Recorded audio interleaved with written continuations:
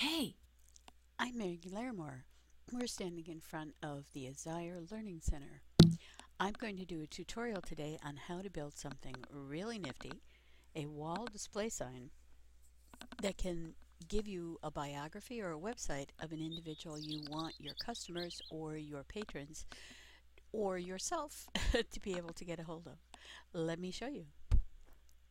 This is the Azire Learning Center. It's been around since 2009, but recently we've been remodeling, so you can see that the walls are kind of empty. I'm going to scroll around and give you vertigo. Whoa, not too much in here at the moment. And now you can see the wall of my library. It's not quite finished, still remodeling. We have 9 folks over here who I want people to know about, and 6 over here who I want people to know about. So I'm going to be making a new one for over here. And because I'm interested in the scientific study of psychic phenomena, this wall basically is a gallery of important contributors to that science. So what I'm doing is putting up on this wall the visual representation and some information about a bunch of people, and then if you click on it, it takes you in and shows you something wonderful, like their biography or the homepage at their university or something else. So now I'm going to go right in on this guy. Now that I've zoomed in, you can see here that we've got pictures and a little bit of information about the various people who I want my patrons and my learning center to know about. You've got a frame around your display, and you've got a nice little image in the middle that shows the face and all that stuff, and then you can click on it and it's going to show you information about the person. So let me click, and you see a little box comes up and it says load web page, and it tells you what that web page is about and it asks you if you want to go to the page, and if you click go to the page, it takes you out to your web browser, and you see that you've got a biography of that individual. So what you're going to need to build something like this for your library is a prim, a frame wizard, a way to make an image, and a script that allows you to go out and give the people who click on it a URL. So let's get started. The first thing I'm going to do is build a prim, and you can click on the build menu or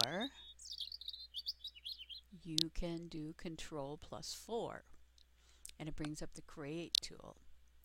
Now we're going to take a box and drop it on the floor. I know from experience that I would like this box to have a particular size, but I'm going to show you how I double check that. I'm going over here to click on one of my wall art, and it shows me I need 0.5, 1.5, and 0.15. That's the size that I want. So now I'm going to click over here. I leave the X value at 0.5. I make the Y value 1.5 and the Z value 0.15. And that gives me the size of a box that I want. I'm going to go back to the beginning, and I'm going to give it a name for the person that I'm using. This display box is going to be information about a psychologist from Argentina who's called Alejandro Para. So I named the box after him, and I want to show it in search. So if anybody's searching for him, they'll find this information. Then I go to the texture bar, and I click on texture, and I change it to blank, and I say OK, and then I click it to full bright because I want to have it display really clearly. Now the next thing I need to do is load up the Frame Wizard script into my prim. I will give you in the description the SURL to Crystal Gadgets and the URL to the Crystal Gadgets website so that you can get your own copy of Frame Wizard. It's a pretty nifty tool. Now I'm going to close down the editing box, and when I click on it, you see now I've got a little finger here. Hold on a second. Now I've closed it. I've closed the edit box because I put my Frame Wizard into content and I just dragged it and dropped it. Oops, it doesn't seem to be there. Oh no, there it is. See? And I get a little hand. So I'm going to left click because the little hand is there. And this is coming up from the Frame Wizard script. It allows me to apply a frame. And there's my border. I can also click again and I can change the color of the border if I want. Right now I think it's birch. No, it wasn't birch. Okay.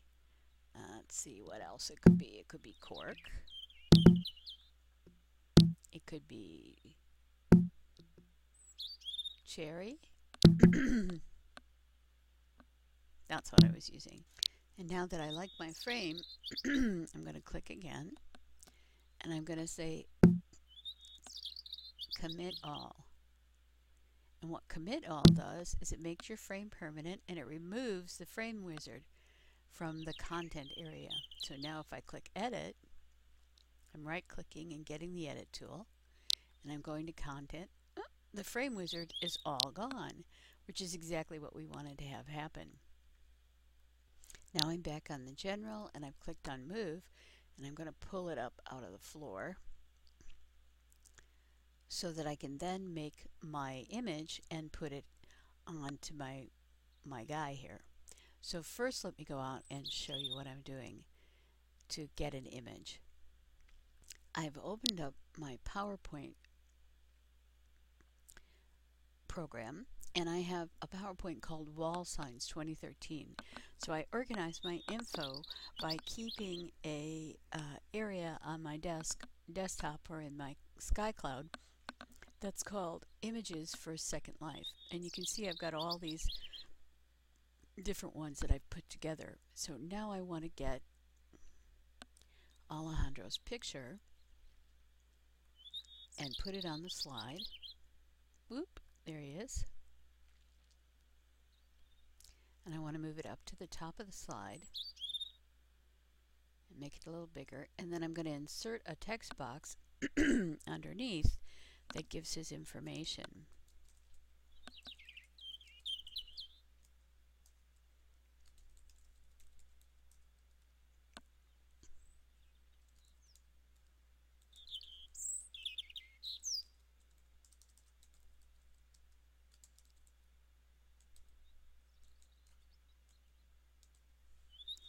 And so I've put down, I'm going to move this back and center it underneath, and you can see that little red line appears when I'm centering. And then I'm going to center his information, and that's the name of his university in Buenos Aires. And I'm going to save that. And then that saves him into my wall signs. Now I want to save that individual slide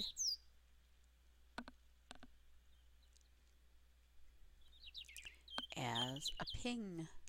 There's my pictures, illustrations I have for videos in SL. And I'm going to save Alejandro's picture as a ping file. And I'm going to call it Alejandro Parra. And click save. And just this slide. And then I'm going to close this up. Now the next thing I want to do is edit it. Hold on a sec. Now I'm going to use my free photo editing software called Paint.net, and the information for that is also in the description. And I'm going to call up that ping that I saved. And you can see here it is, just little Alejandro Parra. So we'll pull it up. And I'm going to use tools to make a rectangle.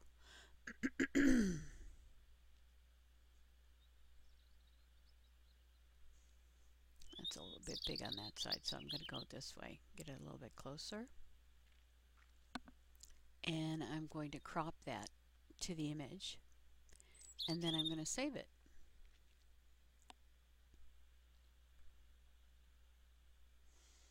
And then I'm going to close my Paint.net. And now I'm going to go to my inventory, and I'm going to upload it.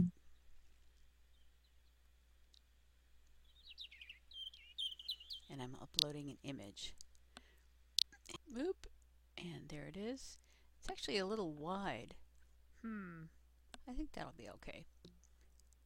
And then I'm going to bring it up. He has a big university name. And now it's uploaded. And it's going to show me, it's going to take me right to the textures where that is. And I'm going to drag this from my inventory, put it on here. Now I've got to make some edits in the way the texture appears. So I'm going to go to texture. And you'll see it's got 3 as the vertical scale. I just want it to show as a 1. So 1 per meter on horizontal and vertical, and then I get what I need. Now the next thing I need to do is put in a script that takes people out to his biography or his homepage. So hold on a second, I'll show you how to do that. Now I'm going to come out to this really great website that was put together by Hilary Mason, who's a professor of computer sciences. It's called www.3greeneggs.com/autoscript/. And that gives you this area. Now this is a site that helps you create scripts for Second Life objects. So you just say what you want it to do. So in this one, we want to prompt an avatar to load a URL in a web browser. So first I want to find my URL, and I'm looking for a biography of Alejandro Parra. This is his website. So I'm going to click here. Whoop. I'm going to copy this page, and I'm going to put it in here. And then I'm going to say Alejandro Parra's biography. And then, what do you want to have happen? And I want it as soon as my avatar touches my object. Then I want them to get what I'm giving them thing. And you have lots of options. You can res an object, give something to the avatar. You can do a whole bunch of different things. And then you can say when you want it to happen. So now I click Make My Script. And here's my script. Now I'm going to move this over so you can see what I'm doing here. Way out of the frame. I'm going to open this guy up, and I'm hitting Edit again. And I'm going to click on New Script. And the new script just takes the name of the object and says, Hello, Avatar. Now let me move this new script down a little bit. And what I'm going to do is I'm going to take out that script by highlighting it and clicking Delete. I'm going to go back to my web page, and I'm going to copy this script, do Control C, and I'm going to come back in here and do Control V. And now I've got my script. And I click Save. And I hang around, and then it says Save Complete. Now I close up the script, and I close up my editing frame. And now when I touch it, you see I get that little hand. So I'm going to click that, and I'm going to show you what it shows me. It says Load Web Page, Alejandro Parra's biography from Object, Alejandro Parra, and I own it, and up it comes. And this is the biography that we wanted to be able to have the folks who click on the screen see. So we're going to close those tabs. Now he's all set. Okay, so now what we need to do is pick him up and put him over on that other wall. I can walk over here to put him up on the wall. So I click on Recent, and then I click on Objects, and here he is. And now I'm going to drag him and put him on the wall. Now you see that I think I didn't do those dimensions quite correctly. So first I'm going to move this forward, and then I'm going to take a look again here and see what my dimensions are. It's 0.9, 1.5, and 0.010. Oh, okay. So I'm going to get back in here, and we have 0.9. We want 0.9, 1.5, and 010. So we're okay there. And then we're going to move him kind of back, whoop, too far, onto this wall.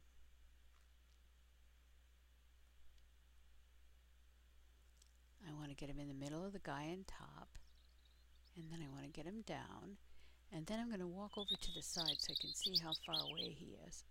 You can also do this by getting the X value of your wall, but I like to do these things one at a time.